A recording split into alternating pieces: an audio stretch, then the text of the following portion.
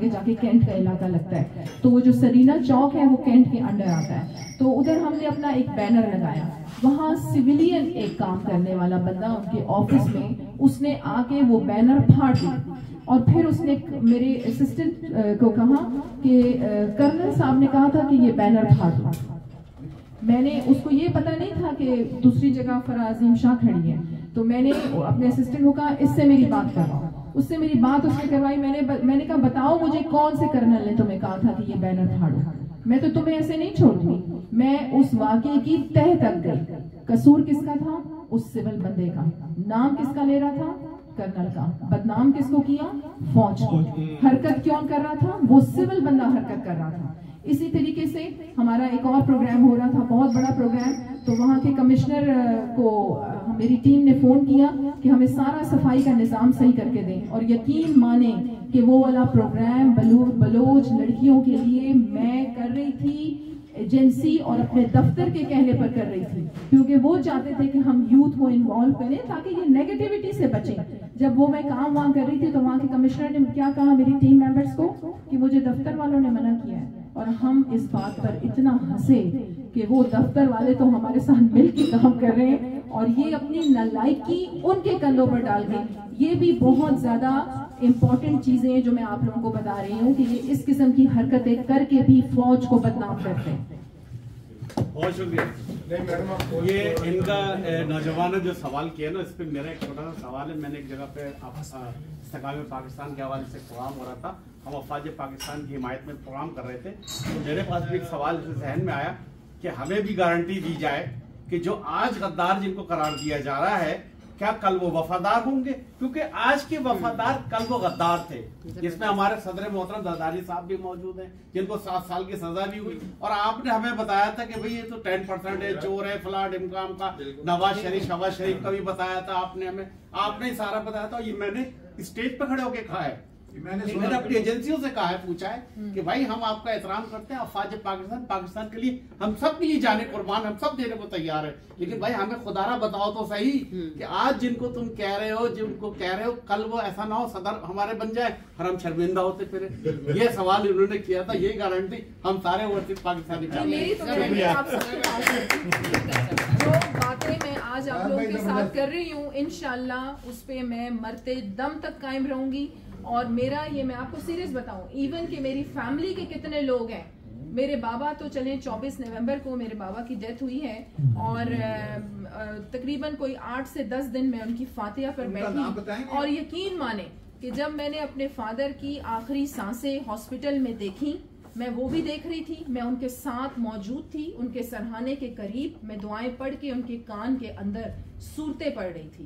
میں نے ان کی آخری سانسیں دیکھی، اور جب ان کی سانسیں بند ہوئیں تو ان کی جیب سے جب پیسے نکالے گئے تو میرے بڑے بھائی نے کہا کہ ان پیسوں کا کیا کرنا ہے.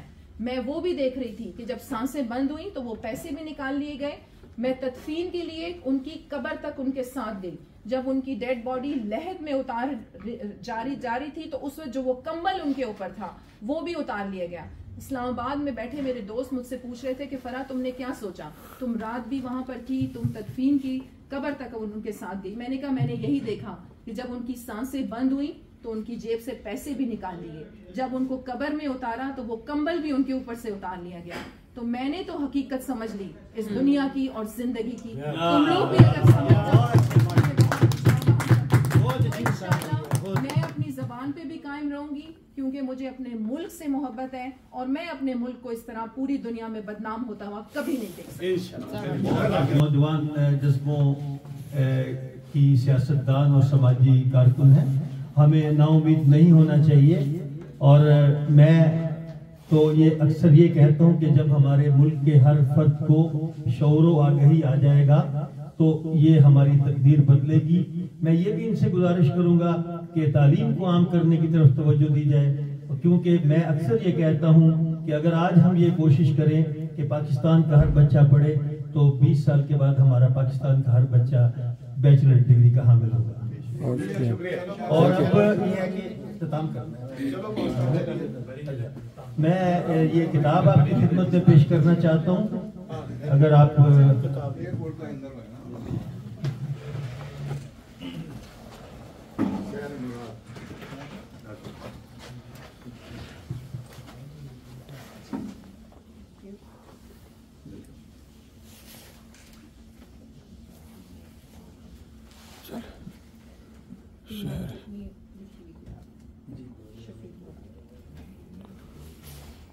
آپ جہاں پہ تشریف لے کے آئی ہیں، خاص طور پہ اسلام بھائی کا ہم نے تو ذکر تک نہیں کیا، جنہوں نے اتنی ایفرٹ کی آج کے پروگرام کی، ہاں جی، کیونکہ سب سے جو مین پرسن تھے وہ اسلام بھائی ہمارے وہ ہوسٹ تھے، انہوں نے ہی اتنی ایفرٹ سے ہماری محترمہ کو یہاں پہ لے کے آئی ہیں. تو میرے خیال سے آج کا جو پروگرام ہے آپ کو پسند آیا ہوگا. ہماری کمیونٹی فرینکفرٹ کی جو کمیونٹی ہے، یہ سارے صافی ماشاءاللہ، ہمیں پاکستان، آزاد بھائی، معین بھائی، ہمارے یہ ڈاکٹر صاحب، سارے مراد صاحب ہمارے بڑے اچھے شاعر، آپ نے ان کی شاعری بھی سنی ہوگی، اور امید ہے کہ آپ سب ساتھیوں کو ہمارا یہ کھانا بھی اچھا لگا ہوگا اور ہماری میزبانی بھی آپ کو اچھی لگی ہوگی. تو آپ سب ساتھیوں کا، آپ کا بھی بہت بہت شکریہ، آپ لیڈیز کا بھی بہت شکریہ، جتنے جینٹس ہیں بہت، میں کہتا ہوں تھینک یو، بہت شکریہ. خوبصورت محفل میں شامل کروایا. ہم یہاں موجود ہیں فرینکفرٹ جرمنی میں، اور ہمارے ساتھ بلوچستان اسمبلی کی ممبر موجود ہیں فرح عظیم شاہ، اور چیئرپرسن ایمان پاکستان تحریک. تو آج کے پروگرام کے حوالے سے اپنے تاثرات کا اظہار کیجیے گا محترمہ. جی، بسم اللہ الرحمن الرحیم. سب سے پہلے تو بہت شکریہ کہ یہاں پر فرینکفرٹ میں ہم موجود ہیں، اور تمام خوبصورت پاکستانیوں کو دیکھ کے دل بے حد خوش ہے. اور جنہوں نے انتظام کیا، راجہ صاحب اور سلام صاحب، ان کی بھی میں بے حد مشکور ہوں.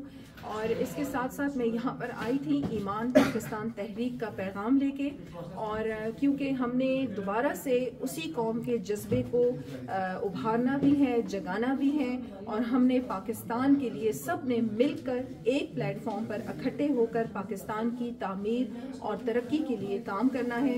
یہی مقصد تھا یہاں پر آنے کا، اور میں نے دیکھا کہ بہت زیادہ جذبہ ہے ہمارے اوورسیز پاکستانیز میں، اور ہم بے حد مشکور ہیں ان کے، کیونکہ ان کی وجہ سے ایک بہت بڑا ریونیو جنریٹ ہو کر پاکستان آتا ہے.